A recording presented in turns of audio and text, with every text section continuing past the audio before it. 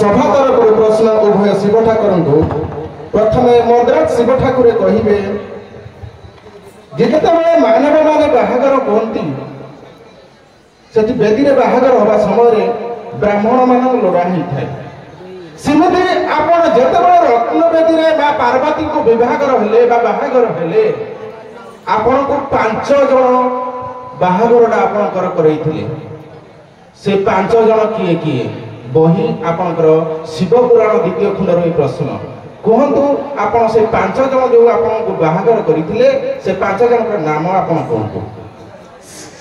Hello आज्ञा से 5 जन का नाम होचे ब्रह्मा नारद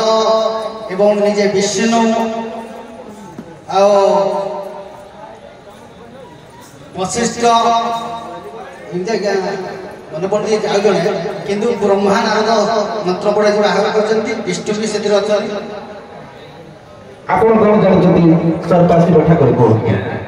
5 जन कहले पंच ऋषि आसीबे मरीचि पुलह अलस्त प्रतु अंगिरा ए गोटे मत आ गोटे मत भी अछि आज्ञा किछि तो मते भी जानि छी आपन भी अनुमति में कहि पारि आज्ञा ब्रह्मा वशिष्ठ गौतम ब्रह्मा वशिष्ठ गौतम मरीचि आज्ञा 4 जन थिले विधाता बा ब्रह्मा वशिष्ठ मार्कंड भरद्वाज हैला हैला तो हछरा दुआ पर जहा देले जहा किछि किछि कहले बहुत बहुत धन्यवाद। मां पार्वती कहबे प्रथमे हमर मदनपुर मां पार्वती कहबे आपण जते शिव ठाकुर को पाइबा पाई गोटिए जगह रे जाई तपस्या करूथिले से तपस्या करुवा समय शिव ठाकुर माया रूप रे छद्मवेश होइकी आपण को निकट को आसिले आपण को कर्णरे गोटिए मंत्र शिखै देले कहले ए मंत्रटी को तमे निश्चित शिव ठाकुर को तमे पाइबो। मोर प्रश्न हैला आपण को केनो जगह रे आपण को से मंत्रटी की आपण कहतिले से मंत्रटी रो नाम कोन मंत्रटी कोन आज्ञा जते बेले शिव को पाइबा पार्वती तपस्या करथिले आज्ञा गोटे मत हैला तैल प्रति ताली कटले आ गोटे पर्वत शिखर तपस्या करथिले मत अछि आज्ञा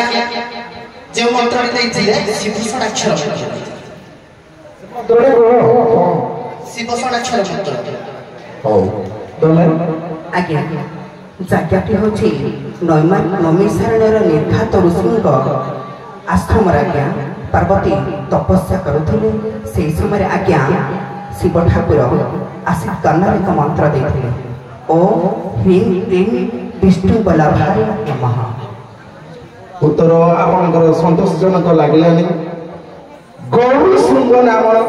जगार आपन को से कहिथिले कर्णरे मंत्रटी हैला से प्रणव सहित हमर ओम नमो शिवाय पंचाक्षर मंत्र प्रणव हैला ओम ए ओम को मिसै कि से पंचाक्षर मंत्रटी आपन को देइतले ठीक अछि आपन माने उभय रंगमंच विदाय नंदु।